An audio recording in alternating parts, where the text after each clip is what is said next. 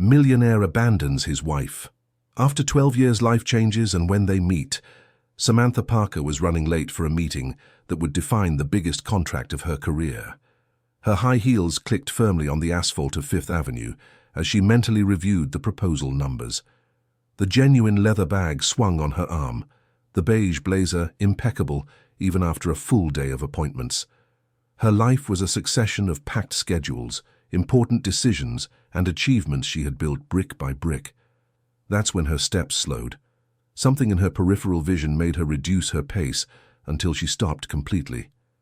A man sitting on the sidewalk, leaning against the wall of a commercial building. He had long graying beard, disheveled hair reaching his shoulders, old and dirty clothes. But it was the eyes that made her freeze.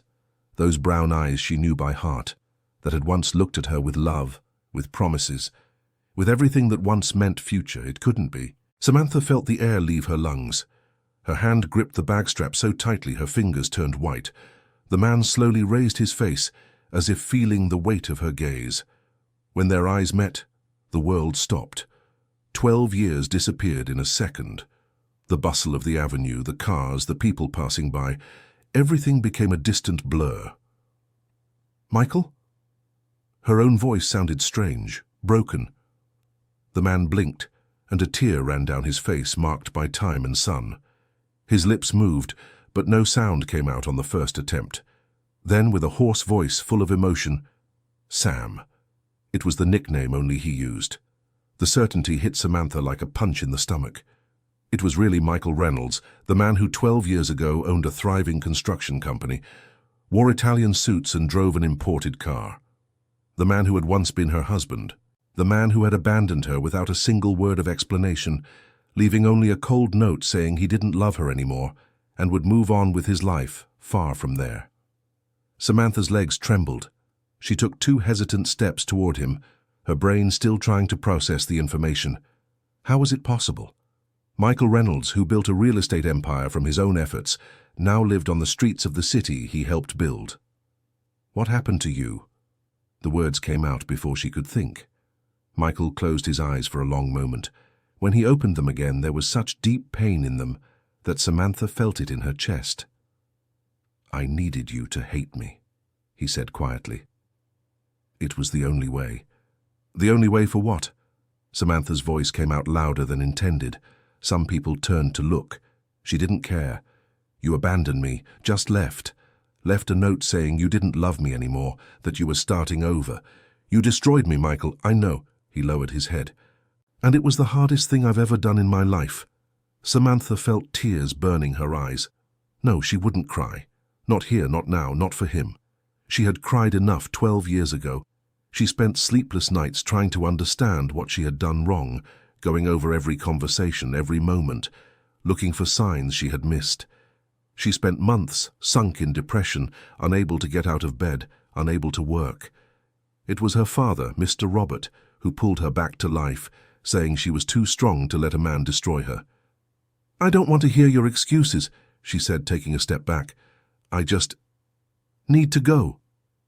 "Sam, please." Michael reached out his hand but didn't touch her. "Just let me explain. Just once. After that, you never have to see me again." 12 years, Michael.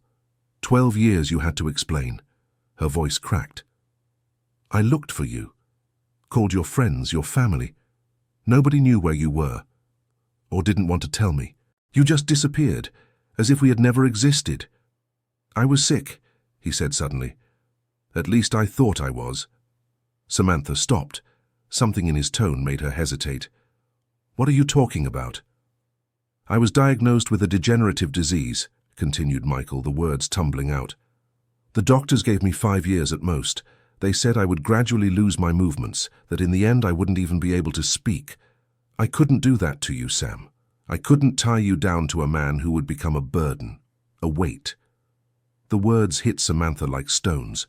She opened her mouth, but nothing came out. "So I lied," he continued. "Pretended I didn't love you anymore. Wrote that horrible note. Sold everything I had and left the money for you through a company I created. I thought you would live well, that you would forget me and be happy. And I hoped to pass away soon, you know? But the years went by and I stayed here. Samantha had to lean against the wall. Her legs could no longer hold her weight. Her mind spun, trying to fit the pieces together. What company? What money? What are you talking about? Parker Investments, answered Michael. It was mine, or rather, it was for you. I set it all up so the money would reach you gradually, as if it were profits from investments you made yourself. I wanted you to have a good life, Sam. Samantha's heart raced. Parker Investments, the company that appeared in her life 3 months after Michael left, offering a partnership opportunity in real estate ventures. The company that, little by little, helped her out of depression, get back to work, rebuild her life. The foundation of all the success she had today. No, she whispered. It can't be. The documents are all kept. I can prove it. Michael had tears streaming freely now. I watched you from afar all these years, Sam. I saw you get back on your feet. I saw you shine. It was the only thing that kept me alive. Samantha covered her face with her hands. Her world was collapsing for the second time. Everything she believed in for the past 12 years was a lie. All her success, her achievements, her rebuilding, all came from his money, from the man who destroyed her. I need to go, she said, stepping away. I can't, not now. Sam, wait. But Samantha was already running, her heels hitting the asphalt hard. Tears blurred her vision. People moved aside for her, looking curiously. She didn't care. She needed to get out of there, needed to breathe, needed to think. When she finally stopped, she was 3 blocks away, panting and with a wet face. Her phone rang. The meeting. She missed the most important meeting of her career, and for the first time in 12 years she didn't care one bit. That night, Samantha couldn't sleep. Lying in her king-size bed, in the apartment she bought with her own effort, or so she always thought, she stared at the ceiling. How many times had she slept here imagining where Michael would be, with whom he would be, if he was happy, and now to find out he was on the streets, that he was sick, that it was all a lie to protect her. Or was it another lie? An elaborate excuse? She got up and went to the office, opened the safe where she kept important documents. There it was, the first letter from Parker Investments. She picked up the paper yellowed with time and read again the words she already knew by heart. An investment opportunity in a promising venture. Initial capital provided by the company in exchange for future partnership. She never really understood why they chose her, a woman broken emotionally and financially. But she was so desperate that she accepted without questioning much. Could it be true? Samantha picked up the phone. It was 3 in the morning, but she didn't care. She dialed Jennifer, her best friend since college. Hello? Jennifer's sleepy voice answered after several rings. Sam, what time is it? I saw Michael, Samantha blurted out. Silence on the other end. Then, what did you say? Michael, I saw him today. On the street. Jennifer, he's living on the streets. My God. Jennifer sounded fully awake now. Where? On 5th Avenue. I was going to that meeting and I saw him sitting on the sidewalk. Jennifer, he told me things. I don't know what to think. Tell me everything, now. Samantha poured her heart out. She told her about the diagnosis, about the illness, about the money. Jennifer listened in silence, only letting out small sounds of surprise. I knew, Jennifer said when Samantha finished. What? Not everything. But I knew there was something more. Jennifer took a deep breath. Sam, Michael came to me before he left. Samantha felt her blood run cold. You knew? All this time you knew where he was? No, I swear I didn't. He came to me once, a few days before he disappeared. He asked me to take care of you. Said he was leaving and that you would need someone. I thought he had found someone else. I was furious. I almost hit him. But he just said he couldn't explain, that one day I would understand. Samantha sat in the office chair, feeling her legs weaken again. Why did you never tell me? Because he made me swear. He said if I told you, you would run after him, and he couldn't let that happen. Jennifer's voice trembled. I thought he was just a coward running away from a marriage. I never imagined...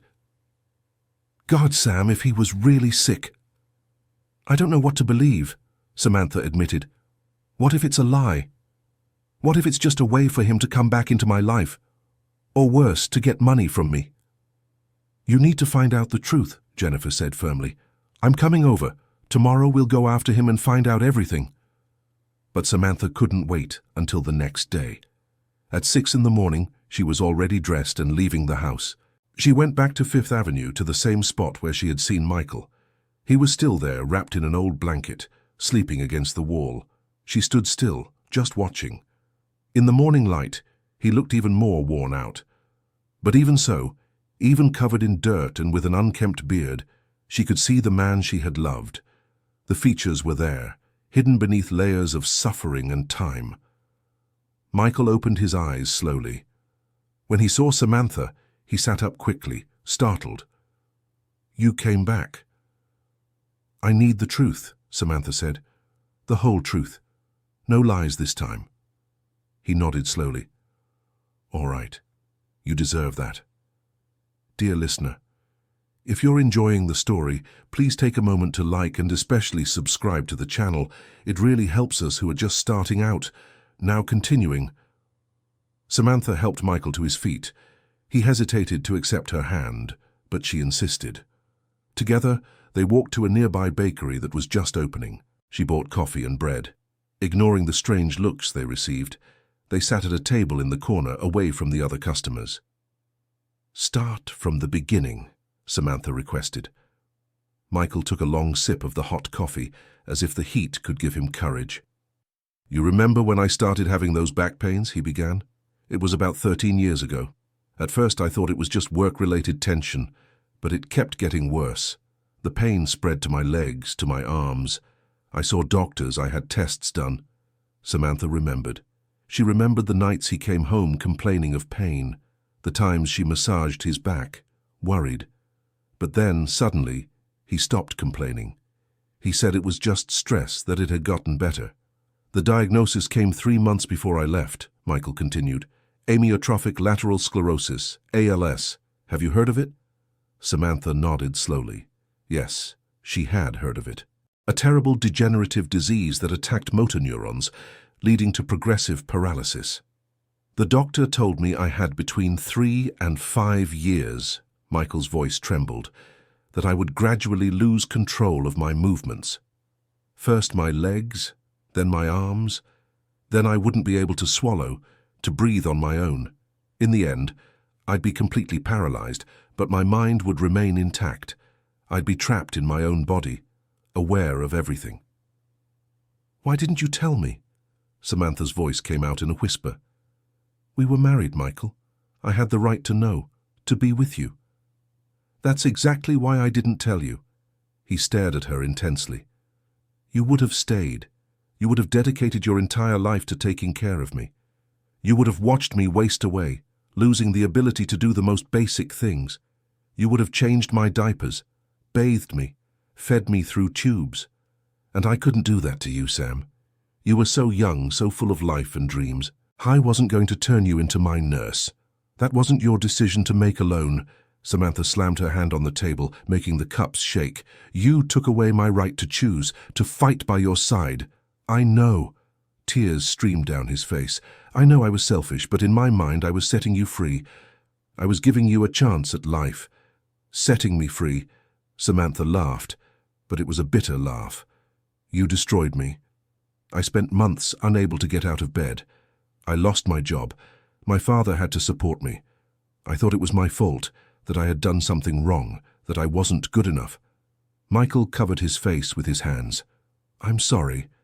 Sorry isn't enough, I know, but it's all I have. They stayed silent for a moment. Samantha watched the man in front of her, trying to reconcile his image with her memories. He was the same person, but at the same time, he was a stranger. And the illness? She finally asked. What happened? Do you still have it? Michael shook his head. That's the worst part. I waited for the illness to progress. In the first months after I left you, Every day I woke up expecting not to be able to move a leg, an arm. But nothing happened. The pain continued, but it didn't get worse. I went to another doctor, hid who I was. I got new tests. And it wasn't ALS. He let out a humorless laugh. The lab mixed up my tests with another patient's. I had a herniated disc. A herniated disc, Sam. Something treatable.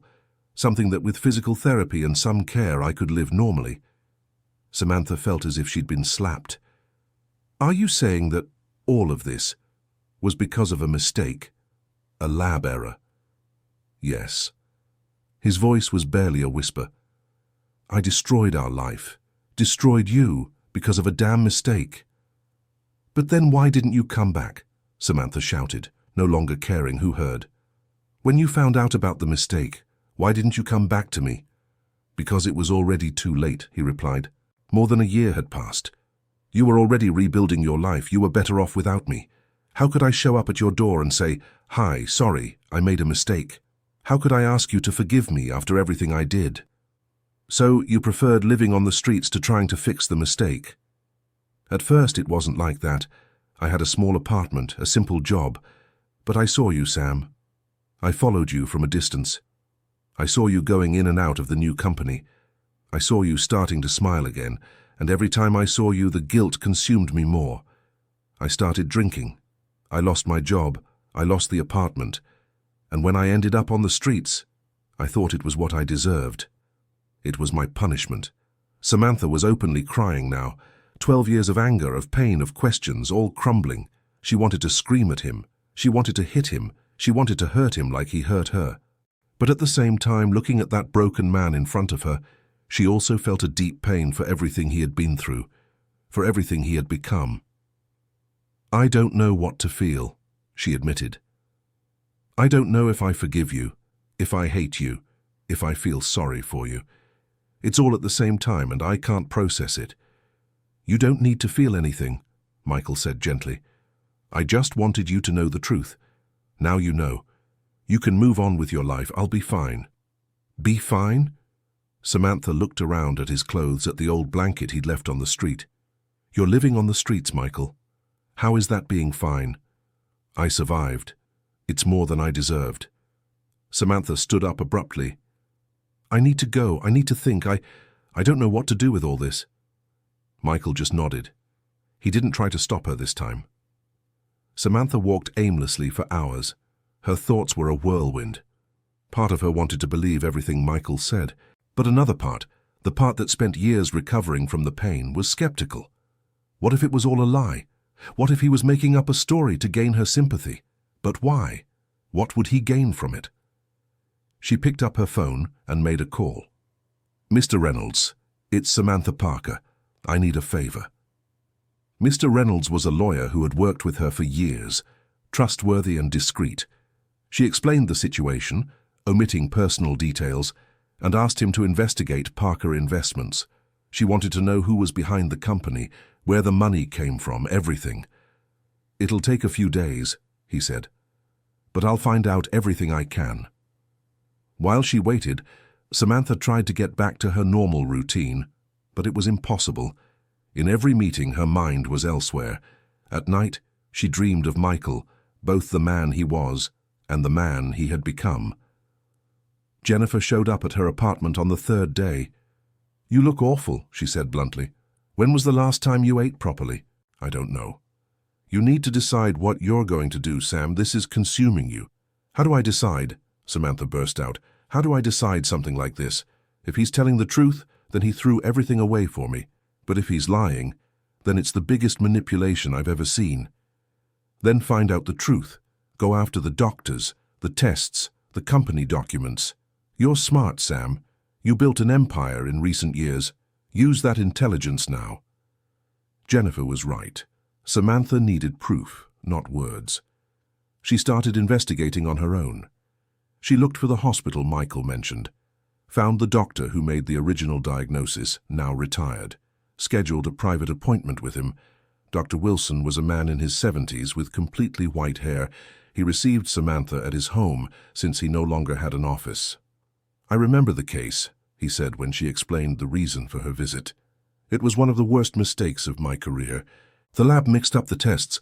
When we found out it was too late, the patient had disappeared. Did you try to find him?" "We tried. But he had sold everything, cancelled all contacts. It was as if he had vanished." The doctor sighed. "I wrote letters, left messages everywhere I could think of, but he never responded." "Why not? If he found out the diagnosis was wrong, why didn't he come to you for an official correction?" "I don't know. Maybe he was angry. Maybe he had already made decisions he couldn't take back." Dr. Wilson looked at her with tired eyes. "Are you someone close to him?" Samantha hesitated. "I was, a long time ago." He nodded slowly, seeming to understand more than she said. "Then you know how decisions based on wrong information can destroy lives. I've carried this guilt for 12 years. If you find this man, tell him I'm sorry. Apologies don't change the past, but maybe they bring some peace." When Samantha left the doctor's house, she had tears in her eyes. Part of Michael's story was confirmed, but the part about the money was still missing. She needed to wait for Mr. Reynolds' investigation. The answer came a week later. The lawyer asked to meet in person. His face was serious when he handed a folder full of documents to Samantha. "It's true," he said without beating around the bush. "Michael Reynolds created Parker Investments months before he disappeared. He sold all his assets, the construction company, the apartments, everything, converted it into cash and placed it in a complex investment structure, but with one clear clause: all profits were to go to you." Samantha flipped through the documents, her hands trembling. "There's more," the lawyer continued. "He also hired someone to manage everything. His former secretary, Margaret Thompson. She's still alive. I got the address." "He planned everything," murmured Samantha. "Every detail."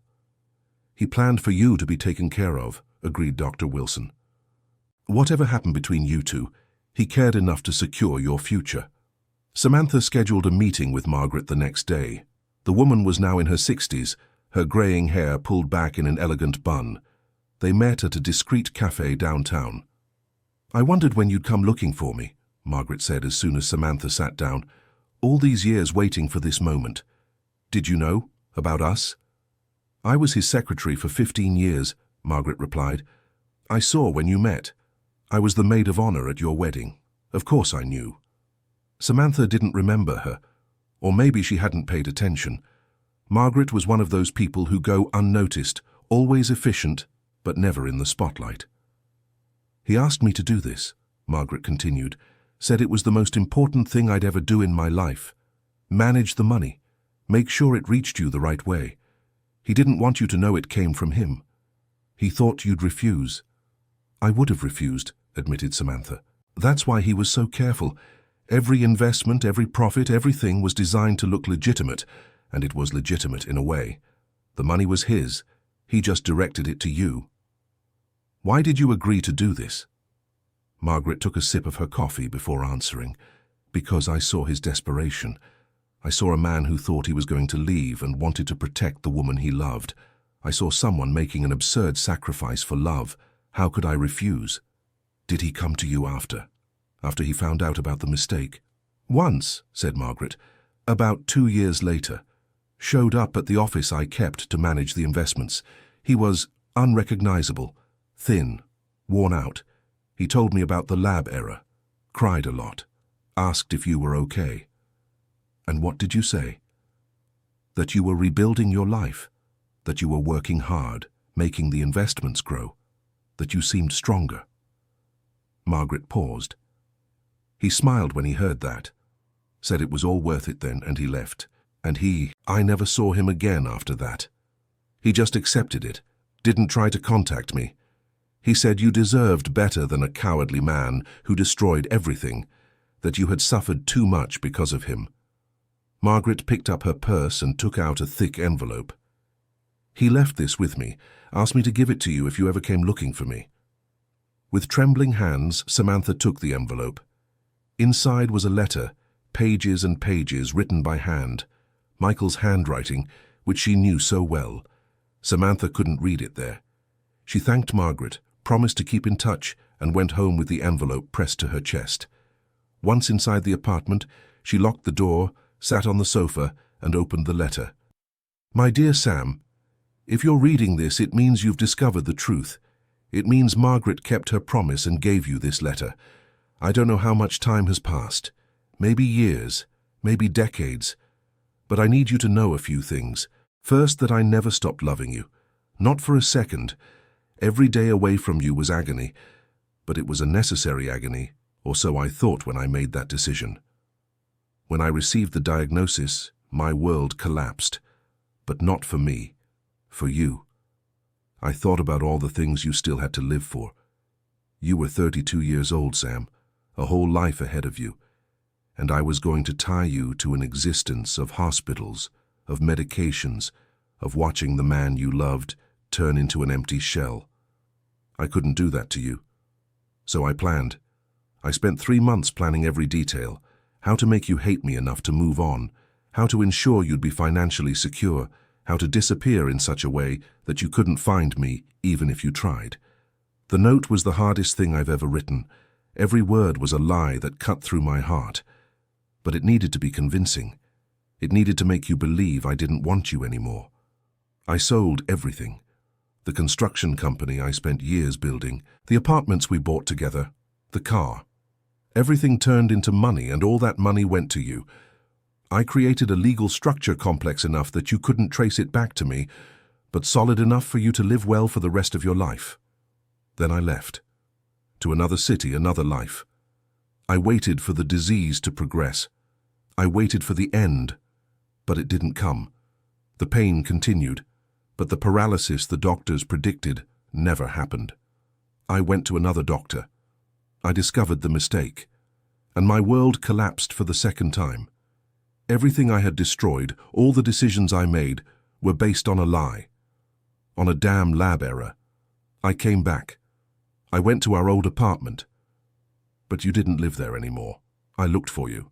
I found out you were working, that you were rebuilding your life. And I realized I couldn't just come back. How would I explain it to you? Hi, love. You know all those horrible decisions I made that destroyed you emotionally? It was all a mistake. Can we go back now? You deserved more. You deserved someone who wouldn't hurt you, who wouldn't abandon you, who would stay by your side no matter what. So I stayed away. I watched you sometimes. I saw you grow professionally. I saw you become stronger. And every achievement of yours was a knife in my heart, because I wasn't there to celebrate with you. The guilt consumed me, Sam. I started drinking. I lost control. I lost what I had. And when I ended up on the streets, part of me felt it was right. It was what I deserved for everything I did to you. If you find me, if our paths ever cross, don't pity me. Don't help me. I chose this path. These are the consequences of my actions. But know that every night I go to sleep thinking of you, about how you're doing, if you're happy, if you found someone who deserves you more than I do, because you deserve the world, Sam, and I only gave you pain. Forgive me. With all the love I've always had for you, Michael. The letter was dated 8 years ago, 4 years after he left. Samantha read and reread it dozens of times, tears falling non-stop. Dear listener, if you're enjoying the story, please take a moment to like and especially subscribe to the channel. It really helps us who are just starting out. Now continuing. Samantha stayed up all night, Michael's letter scattered on the sofa beside her. Every word echoed in her mind. She alternated between anger and sadness, between wanting to hug him and wanting to scream at him. How could he make such big decisions without consulting her? At the same time, she could understand, in the distorted logic of someone who believed they were leaving, why he did what he did. At dawn, Samantha made a decision. She didn't know if it was the right one, but it was the only one that made sense at the moment. She put on simple clothes, took her wallet, and left. She went back to Fifth Avenue, to the place where she first saw Michael. But he wasn't there. She asked some people who lived on the street, showed them an old photo of him she still had on her phone. Most didn't recognize him or didn't want to talk, until a man about 50 years old sitting in front of a closed store waved to her. "You looking for Big Mike?" he asked. "Yes. Do you know him?" "I do. Good guy. Always shares his food when he has some." The man scratched his beard. "But I don't know where he is, haven't seen him around for about 3 days." "Does he have a usual spot? A shelter?" "There's a shelter over on Washington Street, but he doesn't like going there much. Says he prefers the streets." The man studied her with keen eyes. "You family of his?" Samantha hesitated. "I was, a long time ago." "Ah." The man seemed to understand. "He talks about a Sam sometimes, when he's drunk. That you?" Samantha's heart tightened. "Yes, that's me." "Then you need to find him, 'cause he's not doing well, drinking more than usual. And last week I saw him coughing a lot, seemed sick." Samantha thanked him and left in search of the shelter on Washington Street. She found the place after asking several people. It was an old building adapted to house homeless people. There were lines at the entrance, men and women of all ages waiting to get in. A woman around 45, wearing a simple smock, was organizing the line. Samantha approached. "Excuse me, I'm looking for someone, a man named Michael Reynolds. I was told he comes here sometimes." The woman looked at her carefully. "Michael?" "Yes, I know him, but it's been a while since he last came." "Why?" "I need to find him. It's urgent." "You a relative?" Samantha didn't know how to answer that. Technically, they were still married. She never filed for divorce, didn't even know why. Maybe a part of her, deep down, never completely gave up. "I'm his wife," she finally said. The woman's eyes widened. "Wife? He never mentioned—" She shook her head. "Look, he stopped by about 4 days ago, had a nasty cough. I tried to convince him to see a doctor, but he refused and left. Haven't seen him since." "Any idea where he might be?" "On the streets, people usually have their little spots, places where they feel safer. Maybe he's at one of those." The woman took a piece of paper and scribbled down some addresses. "These are the most common spots where downtown folks stay. Try looking in these places." Samantha spent the whole day searching.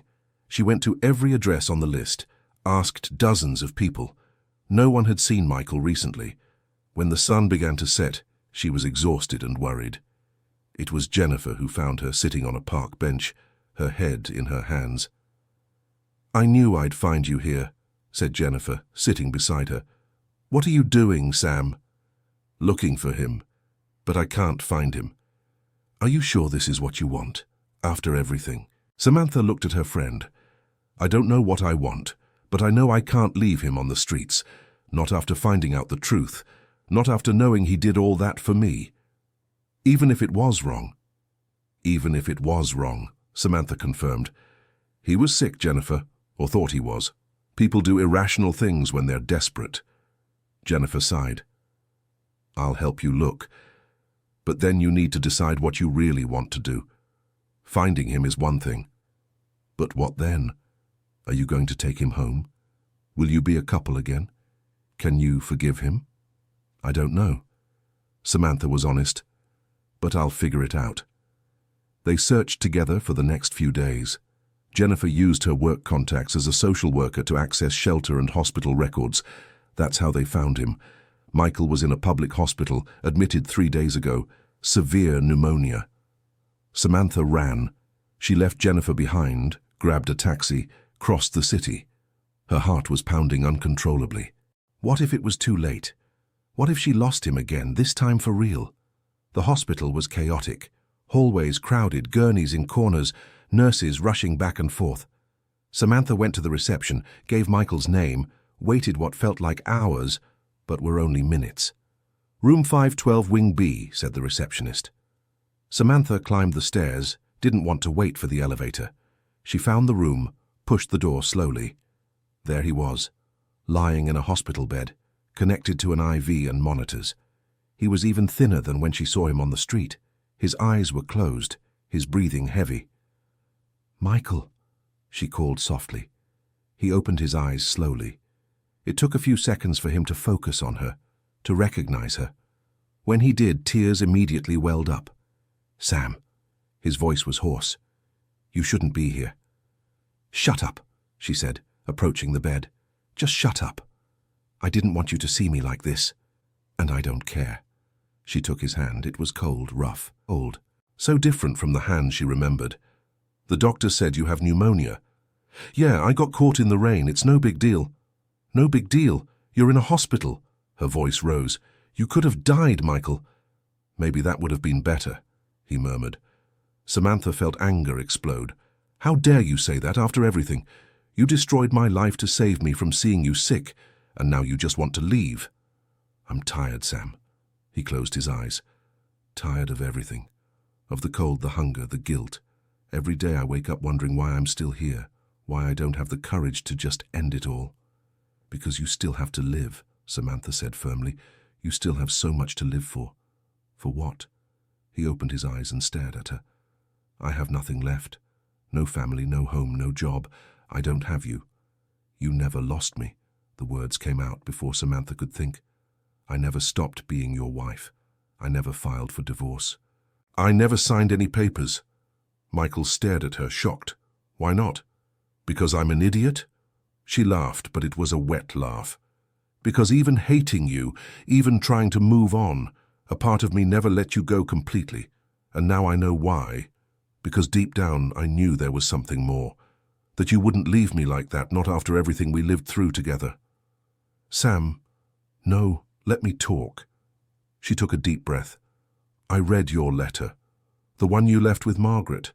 I read it dozens of times, and I understood, Michael. I don't agree with what you did. I think it was wrong, cowardly, even selfish in a way. But I understand why. I don't deserve your forgiveness, he said softly. Maybe not, but you're getting it anyway. Because staying stuck in the past, in anger, will only destroy me more.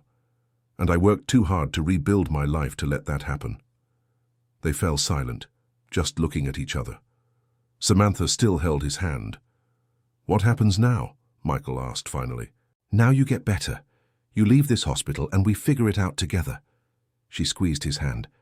I'm not saying it will be easy. I'm not saying we'll go back to how we were. But I won't leave you on the streets, Michael. I won't let you give up. You don't have to do this. You owe me nothing. I know. But I want to. She smiled for the first time in days.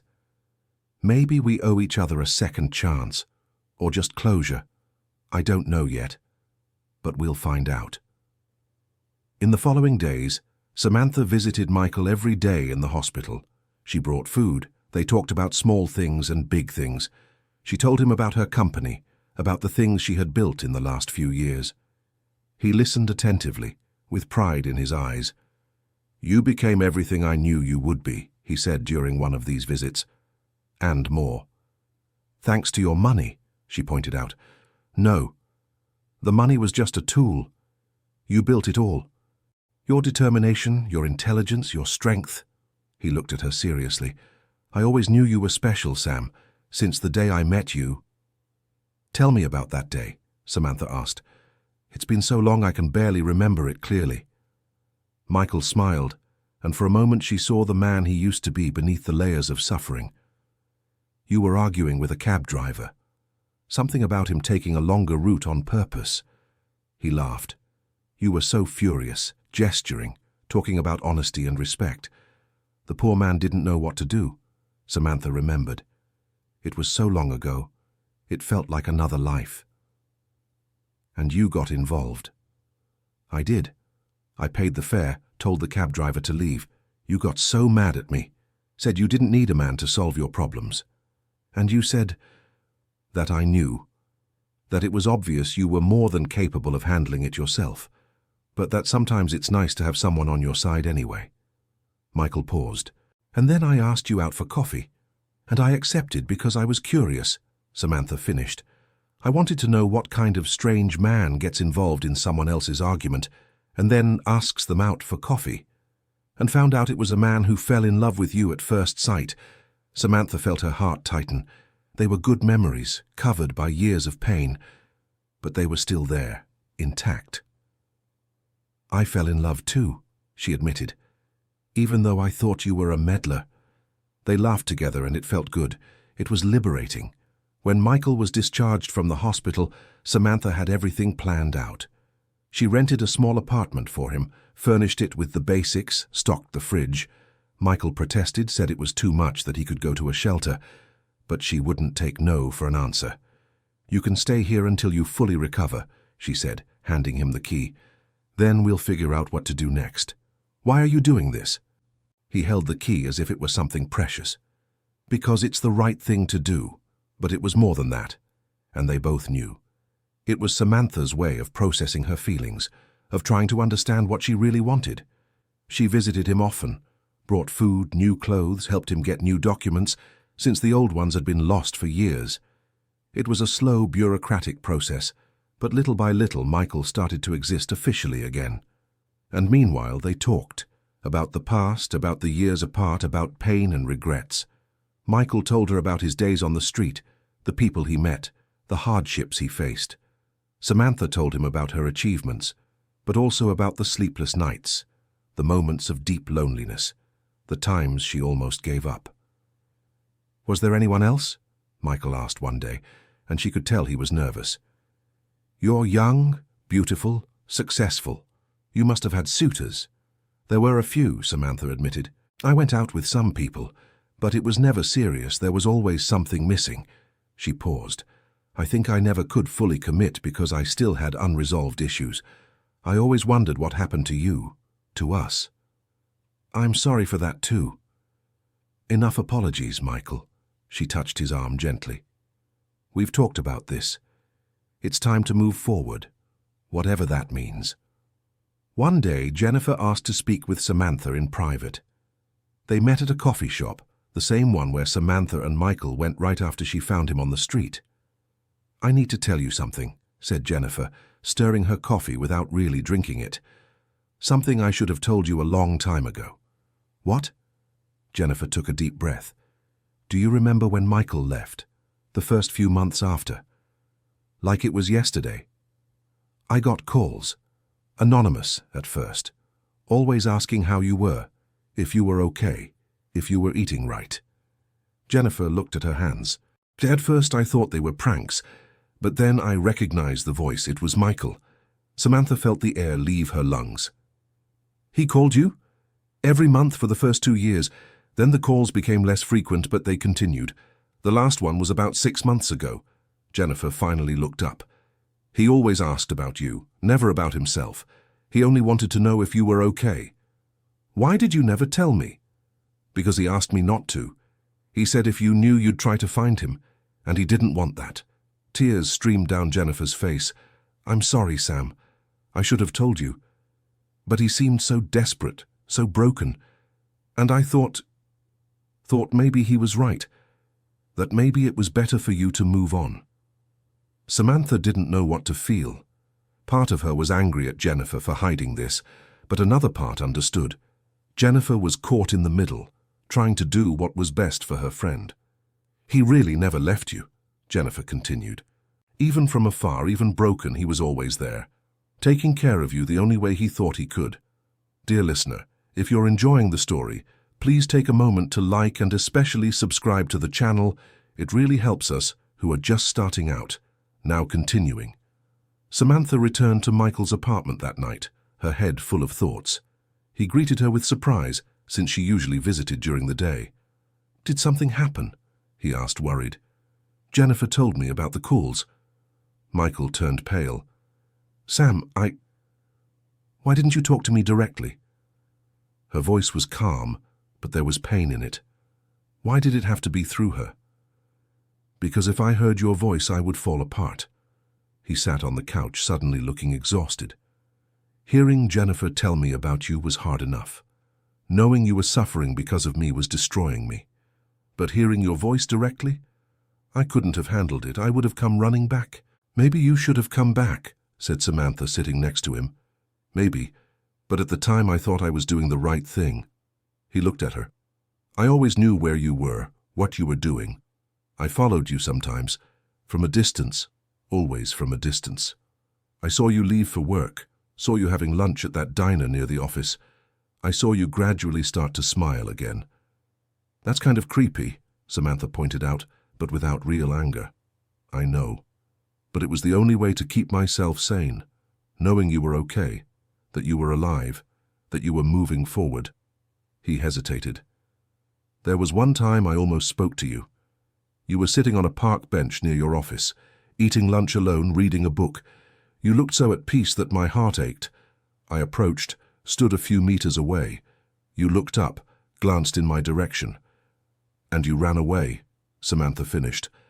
I ran. Because if you recognized me, everything would be ruined.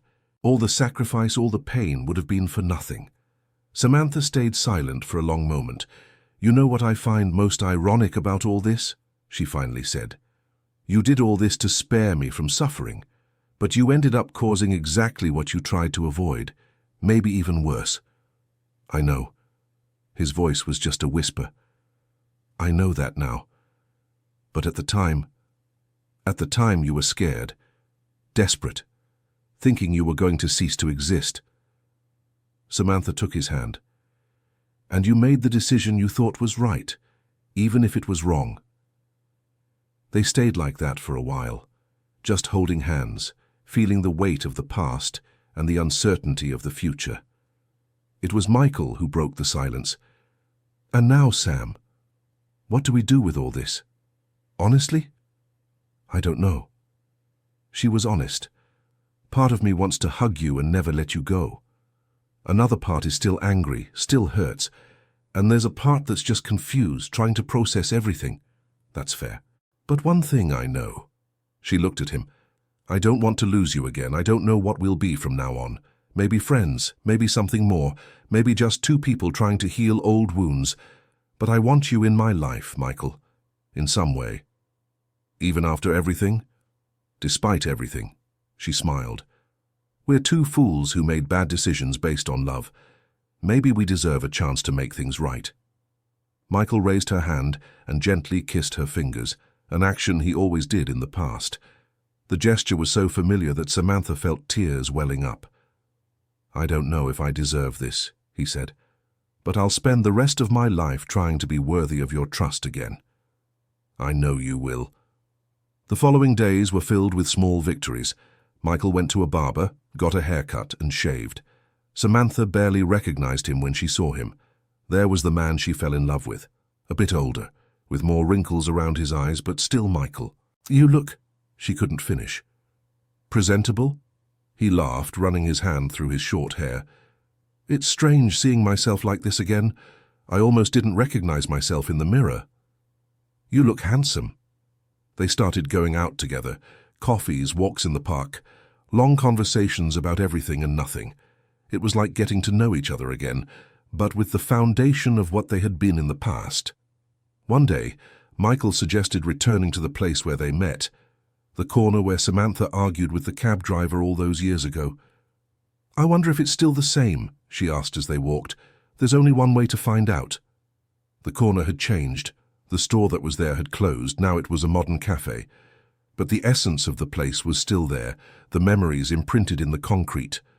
It was here, said Michael, stopping at the exact spot. It was here that I saw you for the first time. In that blue dress, your hair tied up, so furious you looked like you were about to explode. I was right to be furious, Samantha defended herself. The man clearly took an unnecessary detour. You were right, he smiled.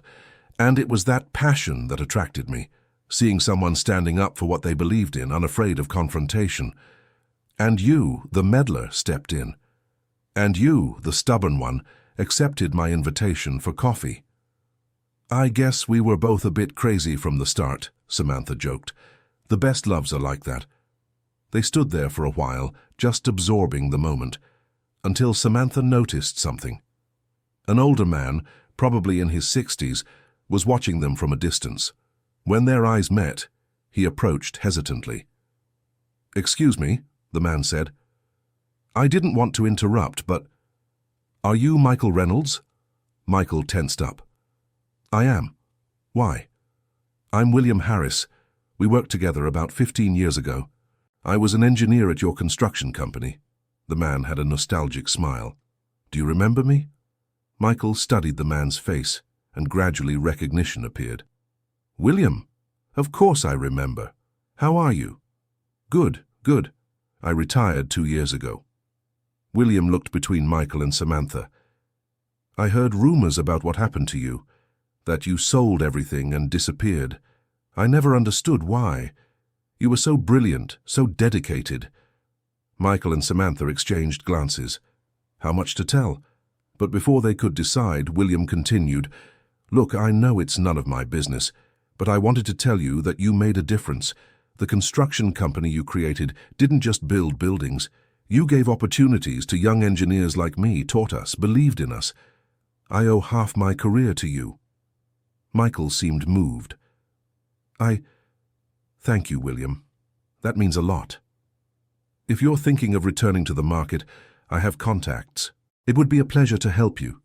William took a card from his pocket. "My number, call whenever you want." After William said goodbye, Samantha noticed that Michael was quiet, thoughtful. "What is it?" "I had forgotten," he said softly, "that I was once good at something, that I did things that mattered. These years on the street, you get so lost you forget who you were before." "But you're still that person," insisted Samantha. "You just need to remember that." "Can I really come back, after everything?" There was hope in his voice, but also fear. "You can try, and you don't have to do it alone." She held his hand. "I'll help you." And she did. In the following months, Samantha used her contacts to reconnect Michael with the market. It wasn't easy. He had been out for over a decade, technology had advanced, the market had changed. But little by little, he readjusted. He started small, doing specific consulting jobs. Samantha hired him to evaluate some projects for her company. He dedicated himself intensely, proving he still had the sharp eye from before. "This project has serious structural problems," he said in a meeting. "If you build it like this, in 5 years you'll have to redo everything." The engineers at Samantha's company were offended at first, but when Michael showed them the calculations, the simulations, they had to agree. He was right. "How did you see that?" asked one of the engineers, genuinely curious. "We reviewed everything dozens of times." "Experience," Michael replied simply, "and a lot of observation. When you build buildings for years, you learn to see beyond the numbers. You learn to feel when something isn't right." Michael's reputation began to grow again, slowly, but consistently. More companies started seeking him out. He was hired for bigger projects, and with each success, a little of the confidence he had lost returned. But not everything was easy. There were nights when Michael woke up sweating, dreaming he was back on the streets. Days when the guilt from the past consumed him so much he could barely get out of bed. "I don't deserve this," he would say. "I don't deserve this second chance." "Yes, you do," Samantha insisted. "Everyone deserves a second chance, especially someone who only made mistakes trying to do the right thing." She convinced him to go to therapy. Michael resisted at first, but eventually gave in. The sessions were difficult, stirring up old pains, forcing him to confront decisions he'd rather forget. But little by little, he began to understand himself better, to forgive himself a little. And through all this, the relationship between him and Samantha evolved.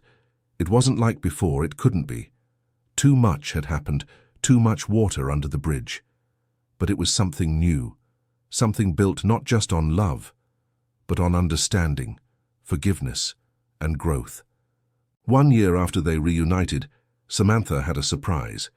She was in her office when her secretary announced a visitor. "A gentleman here wants to speak with you, says it's important. His name is Robert Parker." Samantha froze. Robert Parker was her father. They hadn't spoken in months since a bitter argument about, ironically, Michael. Her father hated the ex-son-in-law, blaming him for all the pain Samantha had gone through. When he found out she was helping Michael, he was furious. "Send him in," said Samantha, taking a deep breath. Mr. Robert entered, his robust body filling the doorway. He was now 72 years old, hair completely white, but still as strong as ever.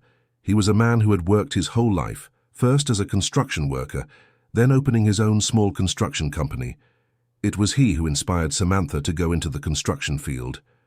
Dad. Daughter. He didn't sit. He stood in the middle of the room. "I came to talk about that ex-husband of yours. Dad, I don't want to fight again. I came to apologize." Samantha blinked, surprised. Mr. Robert was many things, but apologizing wasn't something he did easily. What? I talked to him, her father continued. With Michael. I went to his apartment yesterday. You did what? Samantha stood up. Dad, what did you say to him? Nothing he didn't need to hear. Robert finally sat down. I went there ready to fight, to tell him to his face everything I've thought all these years. But when I got there and saw him, he paused. I saw a man who has suffered as much as you, maybe even more. What did you talk about? He told me everything. About the misdiagnosis, about why he left, about the years on the street. Robert looked at his own hands calloused from years of work. And I saw something in him that I recognized. I saw the desperation of a man who thought he was doing the right thing, even if it was wrong. Dad, let me finish. He raised his hand. I still think he was a fool. I think he should have told you, should have let you decide. But I also understand why he did what he did. And I saw how much he regrets it, how much he suffered. Robert looked into his daughter's eyes. And I saw how much he still loves you. Samantha felt the tears coming. He said that? He didn't have to. It's written in every word he says, in every look when he talks about you. Her father stood up and went to her. Daughter, I just want you to be happy. If this man makes you happy, then he has my blessing, even if it takes me years to trust him again. Samantha hugged her father, and for the first time in months, she felt genuine peace. Thank you, Dad. This means everything to me. Just promise me one thing, said Robert when they separated. If he messes up again, you let me know, because next time I won't be so understanding. Samantha laughed through her tears. I promise. When Samantha told Michael about her father's visit, he was visibly moved. Your father has always been important to you, he said. I knew our situation was driving you apart from him. I'm sorry for that too. No more apologies, said Samantha, and this time with a smile. We look forward now, not back. And they looked forward. Michael was hired as a permanent consultant at Samantha's company. They worked together during the day, and gradually they started spending more time together outside of work too. Dinners, movies, walks, simple things, but meaningful. It was during one of these walks, 6 months later, that Michael stopped on a bridge over the Hudson River. The sun was setting, painting the sky orange and pink. Do you remember when we used to come here? He asked. Samantha remembered. It was one of their favorite spots. They came here to talk, to dream, to plan the future that never came. I remember. I came here alone sometimes, Michael continued, after I left. I'd look at the river, thinking about everything I lost. He turned to her. And now I'm here again, with you.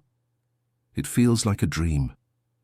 It's not a dream, said Samantha, touching his face. It's real. We are real. Michael covered her hand with his. I want to ask you something, and you can say no, okay? I'll understand. What is it? He took a deep breath. I want to try again. For real. Not just this, whatever we're doing now. I want to be your husband again. I want to start building a life with you again. He paused. If you want to, of course. Samantha felt her heart race. Was this what she wanted?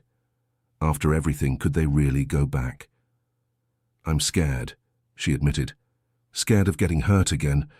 Scared that this is just nostalgia and the reality will be different. I understand. And I'm scared too. Michael held both of her hands.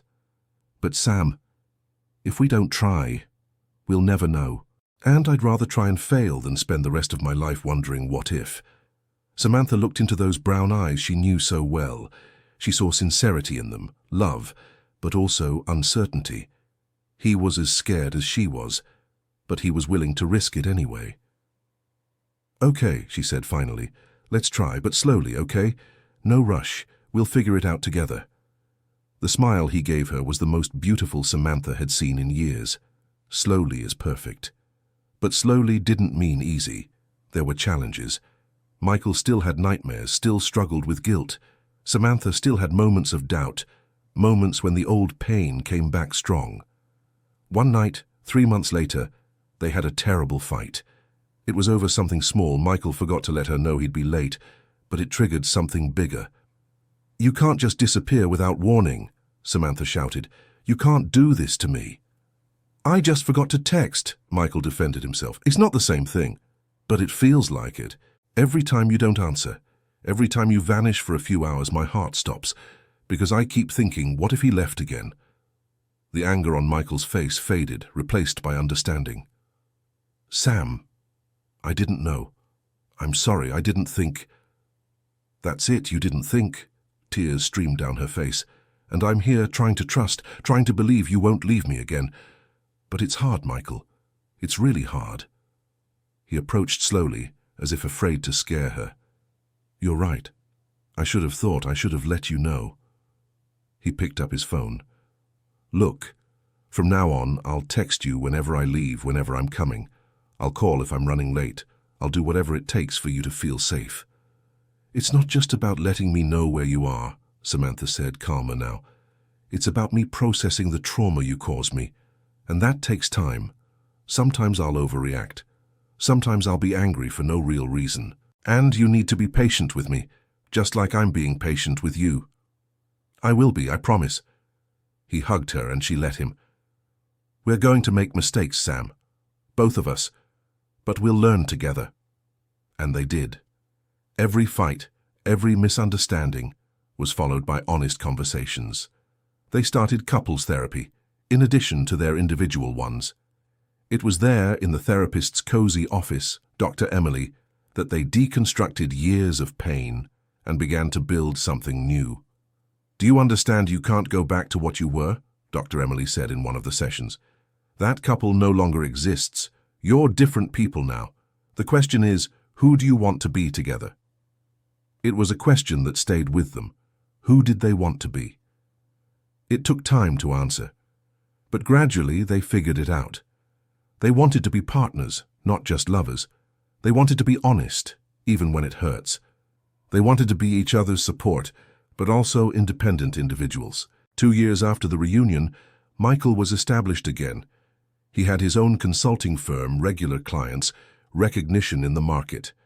It wasn't the empire it was before, but it was honest, it was solid, and more importantly, it was built on healthy foundations. Samantha also grew. Her company expanded, she won awards, was recognized as one of the state's most promising entrepreneurs. And this time, she knew it was her merit, sweat and tears, not mysterious money from a shell company. They lived together now, not in the apartment Samantha rented for him, but in a new one, a place they chose together, that they decorated together. A true home. One afternoon, Samantha was organizing papers when she found something that made her stop. It was the note. That awful note Michael left 12 years ago. She had kept it in a box of old things, never had the courage to throw it away. Michael entered the room and saw what she was holding. "So you still have that?" "I kept it." She looked at the words written in handwriting that tried to be firm, but that she now saw the tremor in. "I think it was my way of not forgetting the pain, of not letting the good memories erase the bad ones." "That makes sense." He sat beside her. "Do you want us to do something with it? Burn it, maybe? Some symbolic ritual?" Samantha considered. Then she shook her head. "No, I think I'll keep it.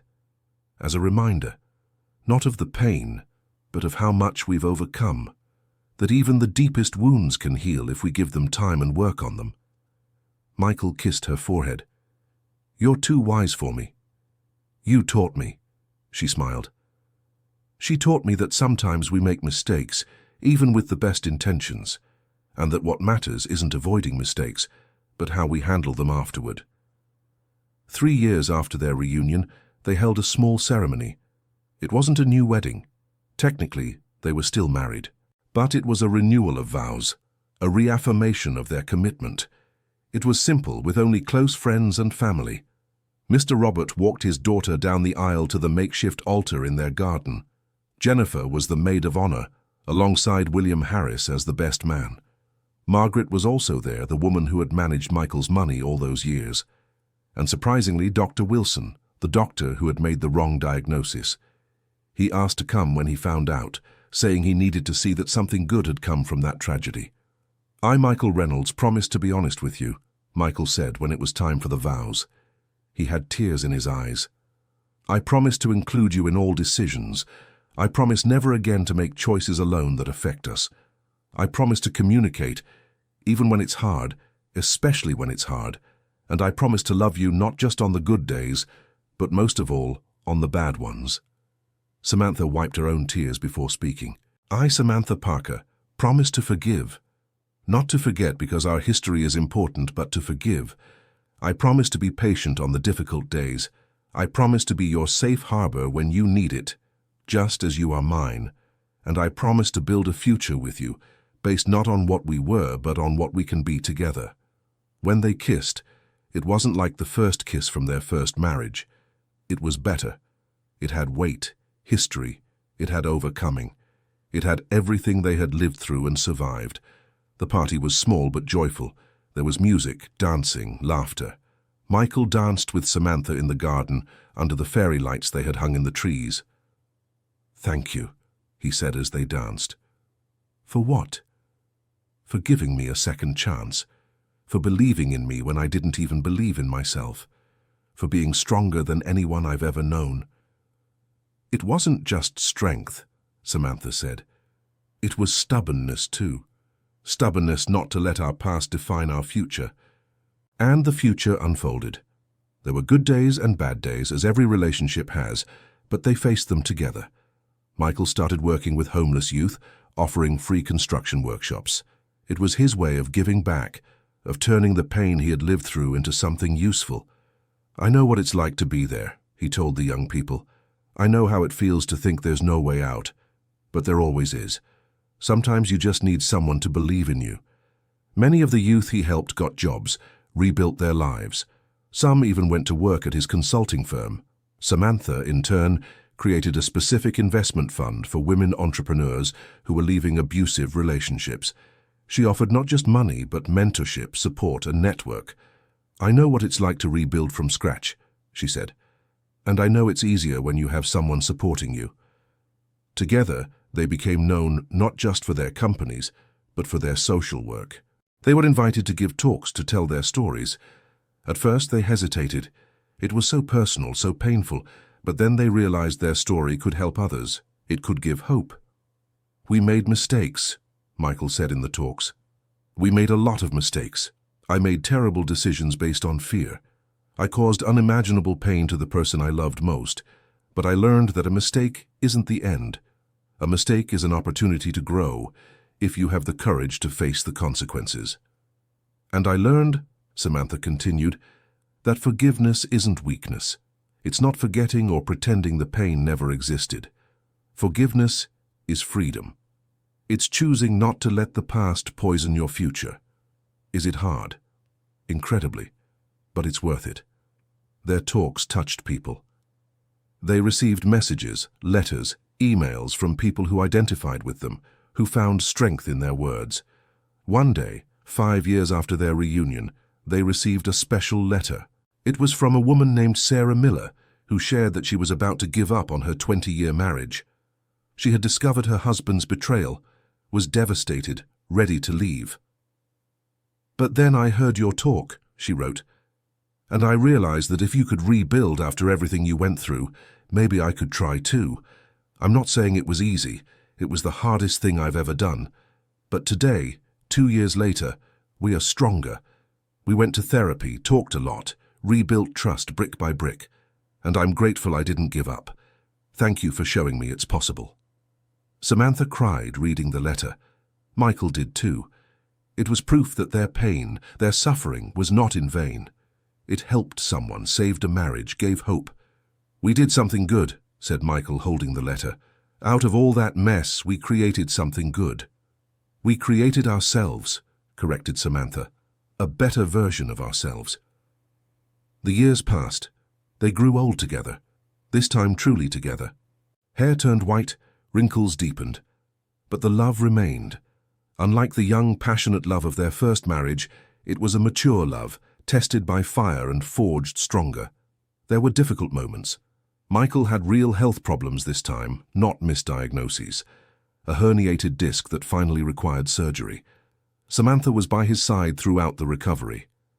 "See," she joked, as she helped him walk after the surgery. "This is what you would have had if you hadn't been an idiot 15 years ago. Me taking care of you. And you do it very well," he replied. "Better than I deserve." "Yes, you do deserve it." She kissed his cheek. "You've already paid for your sins, Michael. You can stop punishing yourself." Samantha had her moments too. A fall at work resulted in a broken wrist. Michael was the one who took care of her then, cooking, helping her dress, staying up at night when the pain was too strong. "Now we're even," he joked. "Love isn't about being even," said Samantha. "It's about being present when the other needs you." When Michael turned 60, Samantha organized a surprise party. She invited everyone who had been part of their journey. William Harris was there, now fully retired but still active and smiling. Margaret, older but still elegant. Dr. Wilson had passed away, but his son was there representing his father. Jennifer, of course, with her husband and children. Mr. Robert, at 83 years old, still strong as an ox. And dozens of other people. Young people Michael helped through his workshops. Women Samantha supported through the investment fund. Clients, friends, family, all there to celebrate not just Michael, but the incredible journey he and Samantha had lived. "I don't deserve all this," said Michael, moved seeing the crowd. "Yes, you do," replied Samantha. "You worked hard for it. You transformed your life, helped so many people. You deserve every second of this celebration." The speeches were moving. William spoke about how Michael inspired him at the start of his career. A young man named Jason, whom Michael got off the streets, talked about how the workshop changed his life, how he now had a stable job and was studying engineering. "I was ready to give up," said Jason, his voice choked. "I thought I was worthless, but Michael saw something in me that I didn't see, and he didn't give up on me, even when I gave up on myself." When Samantha took the microphone, there was an expectant silence. Everyone knew in some way their story, the ups and downs, the separation and reunion. "When I met Michael 30 years ago," she began, "I fell in love immediately. For your smile, your passion, your kindness. We built a life together. And then you left, and that life fell apart. I spent years hating you, years questioning what I did wrong. And then, 12 years later, we met again. Not in the circumstances anyone would imagine, me, a successful executive. You, a man living on the streets. I could have turned my back, I could have moved on, but something made me stop. Maybe curiosity, maybe the love that never truly died. And I discovered a story that broke my heart in ways I never imagined." Michael made mistakes, horrible mistakes that cost us years of happiness. But those mistakes came from a place of love, from a misguided desire to protect me. And I learned that sometimes the people we love will hurt us, not out of malice, but out of fear, out of desperation, out of humanity. The question isn't whether we'll make mistakes. We will. The question is what we do after the mistake. And Michael, she looked at him, tears shining in her eyes. "You spent years punishing yourself, but you also spent years trying to redeem yourself, helping others, being better. So today, on your 60th birthday, I want to say this publicly. Thank you. Thank you for loving me enough to try to protect me, even if in the wrong way. Thank you for having the courage to accept my forgiveness, even when you thought you didn't deserve it. And thank you for every day of the last 8 years, where we proved that true love can survive anything. Happy birthday, my love. Here's to the next 60 years together." There wasn't a dry eye at the party. Michael hugged her, and they stayed like that for a long moment, just feeling each other's presence, grateful to have made it there. That night, after everyone had left, and they were alone at home, Samantha and Michael sat on the couch, exhausted but happy. "Thank you for the party," he said. "It was perfect." "You deserve it." She snuggled against him. "You know, I was thinking..." "About what?" "About everything we've been through. about how 15 years ago I was at rock bottom thinking my life was over, and how now I'm here, happy, fulfilled, loved. Regret anything? Samantha thought carefully before answering. Regret the suffering, yes. Regret the pain, the tears, the lost years. But regret where we ended up? Never. Because everything we went through brought us here, made us who we are today, and I like who we are. Me too. Michael kissed the top of her head. Me too. They stayed silent for a while, just existing in the moment, until Michael spoke again. You know what's funny? During those years on the streets, I used to imagine what it would be like if we met again. I created 1,000 scenarios in my head, but none of them were like this. None had this ending. What ending did you imagine? You happy with someone else, me dying alone in some corner, you never knowing the truth. He laughed without humor. My imagination wasn't very optimistic. Well, life is more creative than we are, said Samantha, and sometimes, just sometimes, things work out. It wasn't luck, argued Michael. It was work, a lot of work, from both of us, and a lot of therapy. True. We should send Dr. Emily a gift, like a private island or something. They laughed together, the sound filling the house. It was a beautiful sound, full of life, of love, of everything they had achieved. Later, lying in bed, Samantha had one last thought before sleeping. Michael? If you could go back in time, knowing everything you know now, would you change anything? He stayed quiet for so long that she thought he had fallen asleep. But then, I would change the method. I would have told you about the diagnosis. I would have let you decide with me what to do. I would have been honest instead of cowardly. He paused. But I wouldn't change the love. I wouldn't change the fact that I met you, loved you, built a life with you. Because even with all the pain, you were and are the best thing that ever happened to me. Samantha didn't respond. She didn't need to. She just squeezed his hand and let sleep come, knowing that when she woke up, he would still be there. And it would be like this tomorrow, and the day after tomorrow, and for all the tomorrows they had together, because they had learned in the hardest way possible that love isn't just the beautiful moments. It's choosing to stay through the ugly ones. It's communicating when it's difficult. It's forgiving when it hurts. It's rebuilding when everything falls apart. And it's knowing that even when we make mistakes, even when we fall, we can get back up again. Together. And in that, they were masters. End of story. And you? What did you think of this story of overcoming and love? Do you think Samantha made the right decision by giving Michael a second chance? Share your honest opinion and tell us where you're watching from. If this story touched your heart, don't forget to leave your like and subscribe to the channel so you don't miss other emotional stories like this one. Thank you very much for your company.